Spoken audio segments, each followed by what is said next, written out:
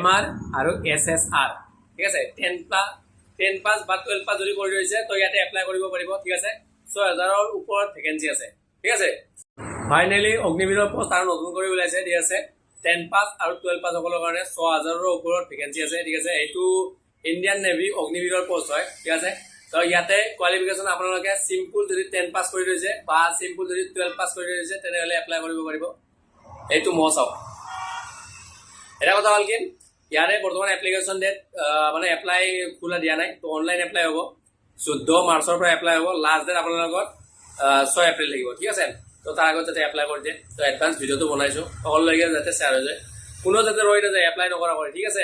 তো অগ্নিবীৰৰ পোষ্ট হয় বহুত ভাল ধুনীয়া একদম ঠিক আছে আৰু ইয়াতে বয়স লাগিব আপোনালোকৰ 17.5 বছৰৰ পৰা